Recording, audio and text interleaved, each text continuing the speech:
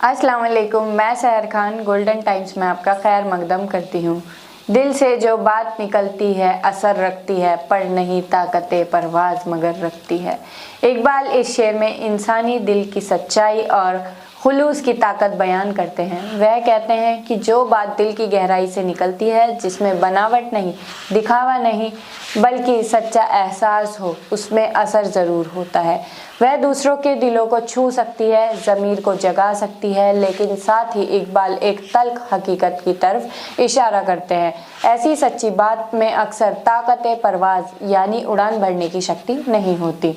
मतलब यह है कि सच्चाई बहुत बार बुलंदी तक पहुंचने से पहले ही रोक दी जाती है। क्यों? क्योंकि हक बात कहने वाला अक्सर कमज़ोर होता है, क्योंकि सच सत्ता जोर और चालाकी के शोर में दबा दिया जाता है। क्योंकि दुनिया में असर तो है, लेकिन परवाज़ के लिए परों की नहीं ताकत की ज़रूरत पड़ती है।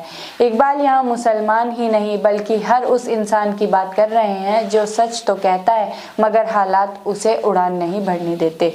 कुदसी उल अस्ल रिफ़अत पे नज़र रखती है, खाक से उठती है, गर्दू पे गुज़र रखती है।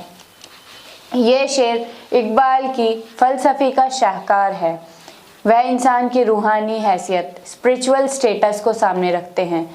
कुदसी उल अस्ल का मतलब है इंसान की असल पाक नूरानी और खुदाई अमानत से जुड़ी हुई है।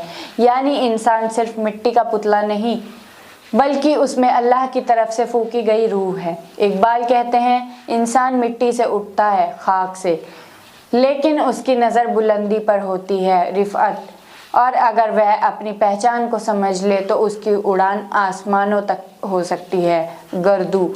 यहाँ इकबाल मुसलमानों को याद दिला रहे हैं कि तुम्हारी कमज़ोरी तुम्हारी फितरत नहीं है, तुम्हारा झुक जाना मजबूरी हो सकता है, लेकिन तुम्हारा सिर उठाकर चलना तुम्हारी असल पहचान है।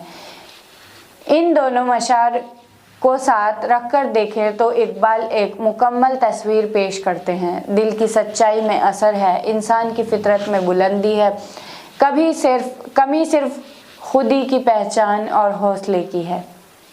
इकबाल शिकवा करते हैं लेकिन मायूसी नहीं सिखाते। वह सवाल उठाते हैं लेकिन हार मानना नहीं सिखाते। उनका शिकवा दरअसल एक जागने की पुकार है। आज जब सच बोलना मुश्किल होता जा रहा है, जब सच्ची आवाज़ें दबाई जाती हैं और जब इंसान अपनी काबिलियत भूलकर खुद को कमतर समझने लगता है, तो इकबाल के ये अशार और ज़्यादा मौजू हो जाते हैं। ये शेर हमें याद दिलाता है कि सच भले ही उड़ ना पाए मगर मरता नहीं, इंसान भले मिट्टी से बना हो मगर उसका सफ़र आसमानों तक है।